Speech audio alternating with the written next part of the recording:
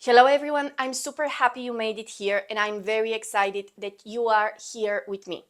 We already spoke about your identity, your vision, and how important it is to connect to a dream that truly matters to you. The second thing we discussed is the linchpin goal. And the linchpin goal teaches you a lot about goal setting in the business and career arena. When we are being strategic and we are figuring out which is that goal, which will bring the gap between where we are and where we want to be. Today, we're going to talk about the importance of taking action and focusing on the process. The people that I know and are most successful are those who relentlessly focus on the process, who do what they need to do day after day to a point where they almost forget or even forget about their goals. Now, you will say, why did we spend so much time formulating a goal which we're going to forget? And let me answer that question by the end of the video.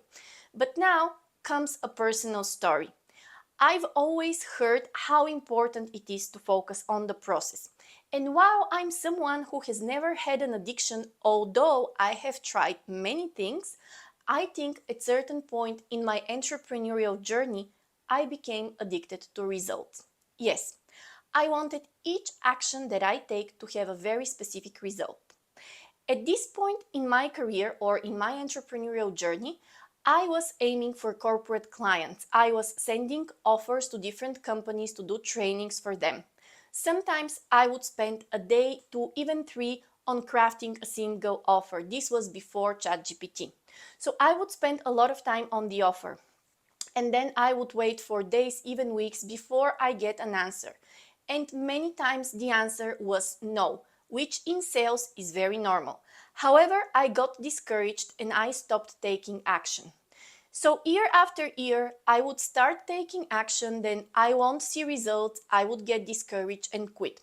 This happened with my business-to-business sales when I was trying to sell my corporate services. This also happened with my personal brand and marketing when I was selling my coaching services. Pretty much I would start any marketing or sales effort, and when I did not see the results, I would quit. I did not focus on the process. I was not 100% present and enjoying what I was doing, but most importantly, I was not reflecting on small changes that I can do in whatever activity I was doing in order to improve it. So there comes once October when I saw one of my competition really killing it and making a leadership training for a company that I had previously sent an offer to. I got super angry. At this point, I was determined to take action, and I made a promise to myself that I will start taking action no matter what. I will not care about the results, and I will just take action because I absolutely love what I do. I examined what are the things that I want to do the most. As you've heard me say, I'm doing more than one thing. So I'm doing individual coaching, I'm also doing corporate coaching and online programs. So I said, all right, what is the one thing that I really want to focus on? And I decided that I would focus on individual clients. I started sending emails regularly and growing my YouTube channel. Here is the most important part of this. I was not taking score of the result at this point. I was only taking score of whether I'm taking action or not. I was also taking score of the way I feel, because the way I feel is a compass to whether I'm going to take action or not. And I was taking score of the result of my yesterday action and today action. So let me break this down for you. As I was sending the emails, I would see this week's email and last week's email, and I will examine and analyze which one performed better. I was not doing this in order to feel, hey, I'm doing great, I'm doing so good, and I have this open rate. No, I was doing this purely in order to improve. And this is a very different scoring. Before, I was only looking at the score so that I can feel good about my results. Same happened with my YouTube channel. For 4 months, I got over 30,000 views on my videos and I only had 4 new videos put out there.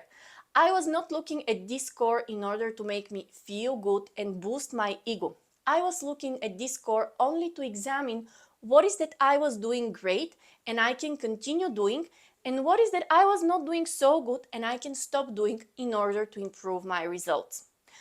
Bottom line, I focused entirely on the process.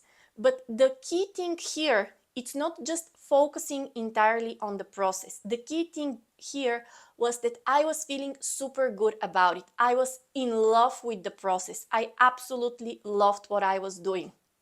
And at the beginning, it didn't start like this. The first time I started taking action for my email list and for my YouTube channel, I was not feeling so good about it. It was something new. It was something I was not used to. I had to make time and space to film videos and to write emails. So at the beginning, it wasn't feeling so good. However, as I did it more and more, and as I connected to the why I'm doing it and to that anger that I'm not getting the results that I want, slowly it started feeling good. I started getting better at it. And as I was getting better at it, I was feeling better. And I came to a point when I was completely and entirely 100% in whatever I was doing without thinking about the result and totally in love with what I was doing and with the process. However, I did not lose sight of my goal, and I was also occasionally tracking how many clients I got. Many more, many more. What I'm saying here is that as we embark towards a goal, a lot of time we want to keep score of the results and we want to see the result now. But as I mentioned previously, we need to account for the compound effect.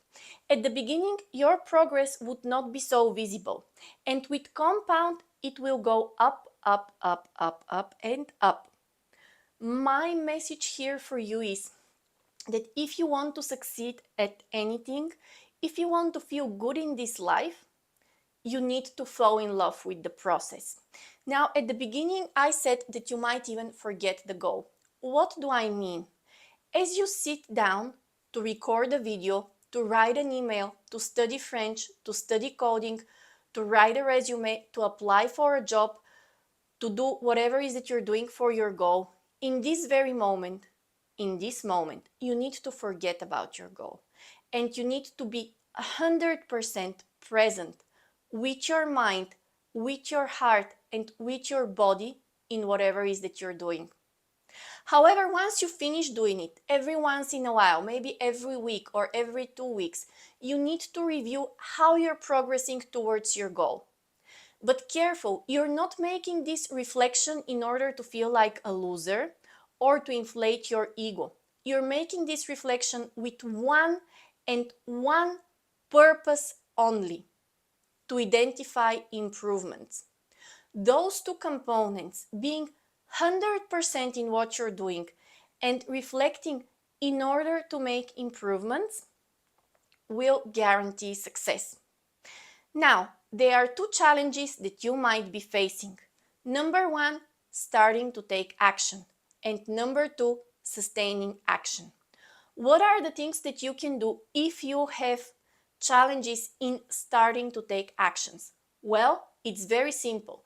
You can do the 4 principles of success, which we have reviewed several times in this program. You can design your environment so that you start action. You can do your starting protocol. You can schedule when you're going to work on your progress and track your progress, but track not just the results, track the time and the energy that you are investing in whatever you're doing towards your goal and how you feel.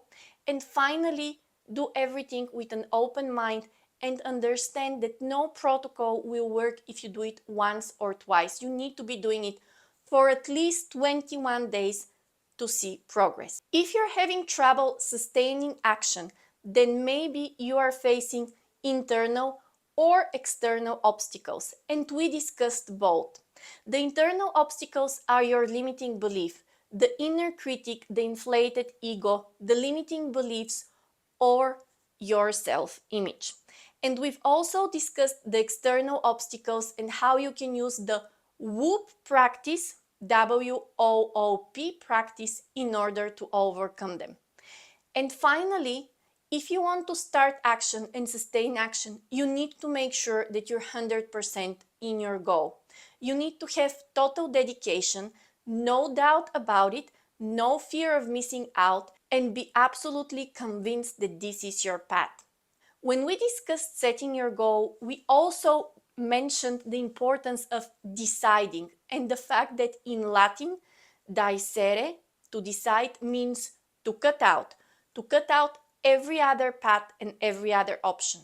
So, when you're working on your goal, for the 20% of your weekly time that you're putting in your goal, you need to decide to cut out all distractions and to be 100% dedicated and convinced of your goal. If you're not, then watch the video about the internal obstacles, your limiting beliefs, and the external obstacles to do the WOOP.